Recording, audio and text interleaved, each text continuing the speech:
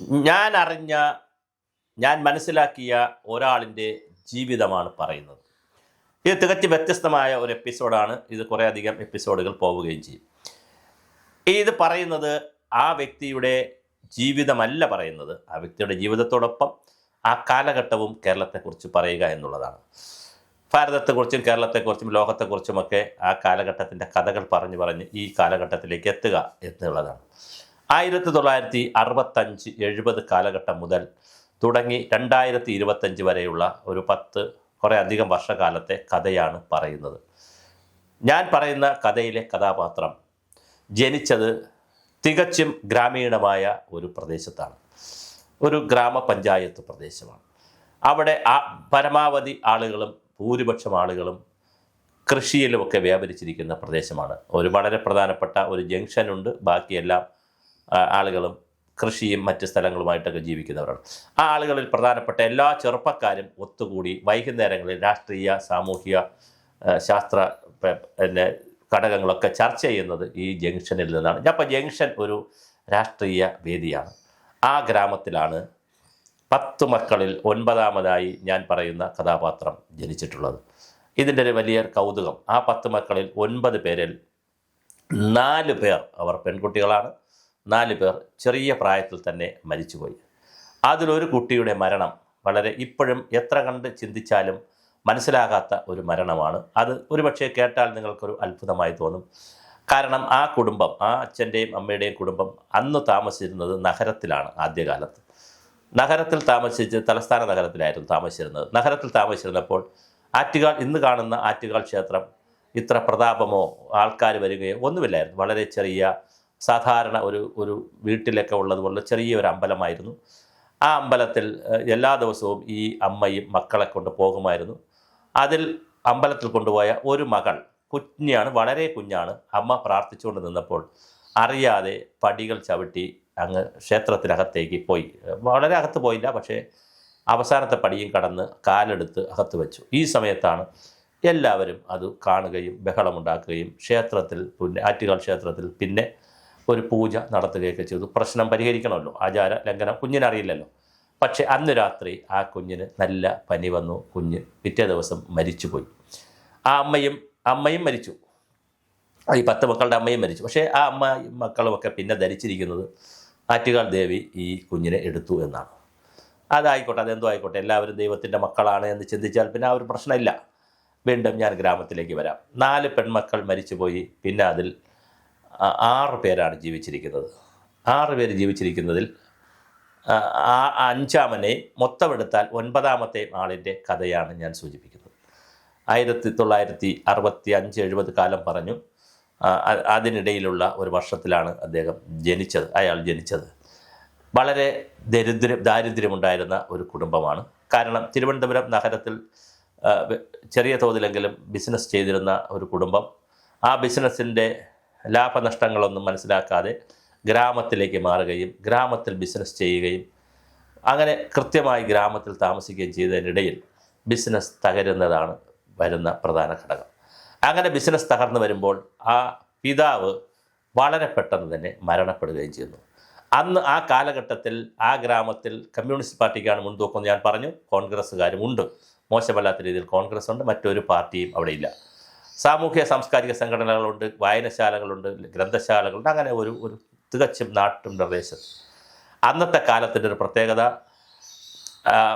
ആ 70കളിലാണ് ഈ ഞാൻ പറയുന്ന കഥാപാത്രം ഉള്ളതെങ്കിലും 70കളിലാണ് ഉള്ളതെങ്കിലും അതിനു മുമ്പ്, വർഷങ്ങൾക്ക് മുമ്പ് അവരുടെ അച്ഛനും അമ്മയും ഒക്കെ വിവാഹം കഴിച്ച കാലഘട്ടത്തിൽ, അപ്പോൾ കുറേ കൂടെ വർഷം പിറകിലാണല്ലോ, വസ്തുക്കൾക്ക് അങ്ങനെ കൃത്യമായ പ്രമാണവും മറ്റു കാര്യങ്ങളൊന്നുമില്ല. അപ്പോൾ എവിടെ വേണോ വെട്ടിപ്പിടിച്ചതുപോലെ വളഞ്ഞു വെച്ച് എടുത്തു കഴിഞ്ഞാൽ ആ വസ്തു ആരാണോ എടുക്കുന്നത് അവർക്ക് കിട്ടും.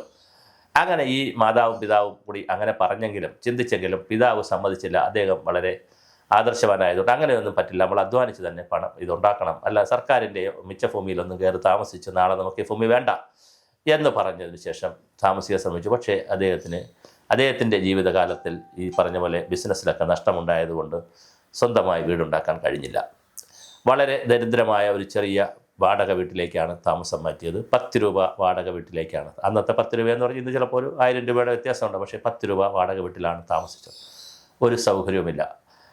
അവിടെ ഈ 5 പേർ 6 പേരിൽ പെൺകുട്ടികൾ സ്ത്രീകളുണ്ട്, പുരുഷന്മാരുണ്ട്, അമ്മയുണ്ട്. അച്ഛൻ മരിച്ചുപോയി.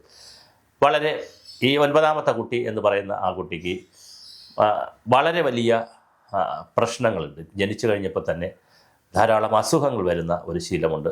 ജന്നിയാണ് പ്രധാനമായി വരിക. ജന്നി എന്ന് പറഞ്ഞാൽ ഈ വായിൽ നിന്ന് നൊരയും പതയും വരുന്ന ആ ലെവലിലേക്ക് പോകില്ല. പനി നന്നായി വരും. പനി വന്നാൽ പെട്ടെന്ന് ക്ഷീണം വരികയും പിന്നെ കുറച്ച് ദിവസമൊക്കെ അത് നീണ്ടു നിൽക്കുകയും ചെയ്യും.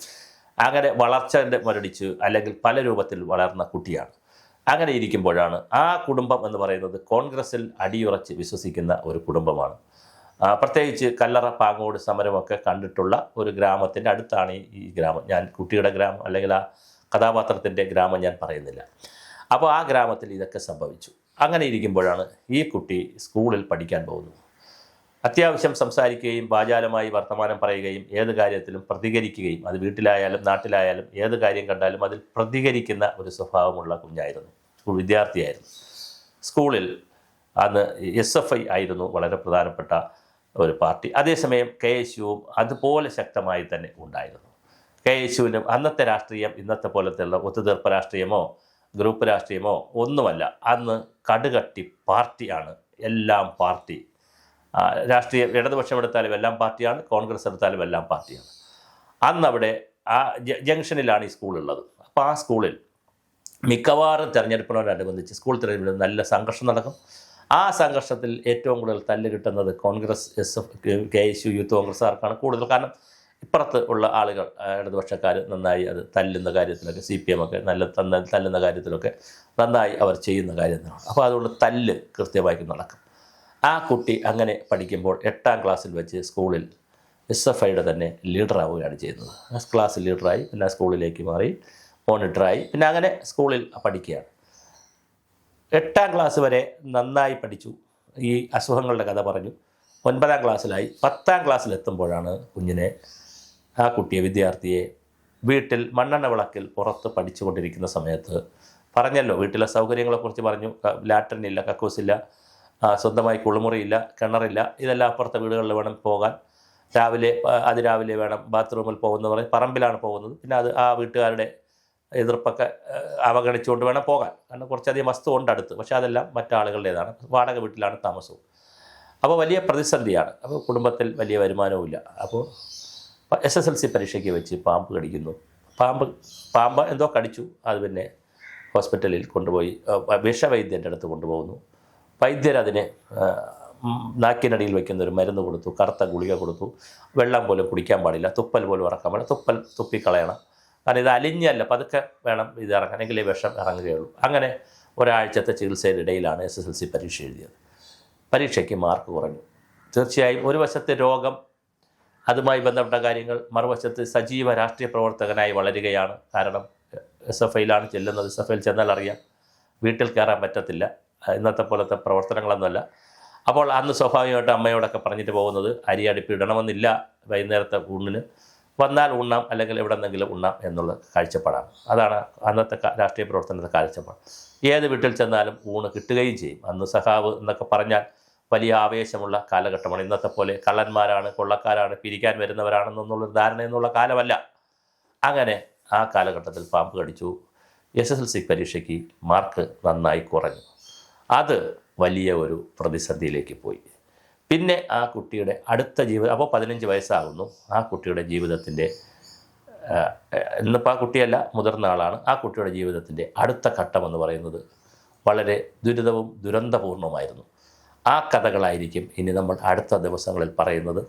ഇത് പറയുമ്പോൾ തന്നെ കേരളത്തിൻ്റെ രാഷ്ട്രീയവും പാരിസ്ഥിതികവും സാമൂഹികവുമായ എല്ലാ മാറ്റങ്ങളും, ആ കാലഘട്ടം മുതൽ ഇതുവരെയുള്ള എല്ലാ മാറ്റങ്ങളും ചേർത്തായിരിക്കും ഇത് പറയുന്നത്. ഒരാളിൻ്റെ ജീവിതകഥ പറയുക എന്നുള്ളത് മാത്രമല്ല ഇതിലൂടെ ഉദ്ദേശിക്കുന്നത്. ഒരു കേരളത്തിൻ്റെ ഒരു കാലഘട്ടത്തിൻ്റെ കഥ പറയുക എന്നുള്ളതാണ് ഉദ്ദേശിക്കുന്നത്. അതുകൊണ്ട് തന്നെ എല്ലാവരും നിർബന്ധം ഈ വീഡിയോകൾ കാണുക. എങ്ങനെയാണ് കേരളമാകുന്ന സമൂഹം രൂപപ്പെട്ടതും അതിൻ്റെ നന്മകളും തിന്മകളും എന്തൊക്കെയാണ് എന്ന് നമുക്ക് അറിയേണ്ടതുണ്ട്. അതൊരു കാലത്തിൻ്റെ കഥയാണ്, ഒരു കാലഘട്ടത്തിൻ്റെ ചരിത്രമാണ്, ഒരു ദേശത്തിൻ്റെ വിജയത്തിൻ്റെയും നന്മയുടെയും തിന്മയുടെയും കഥ കൂടിയാണ്.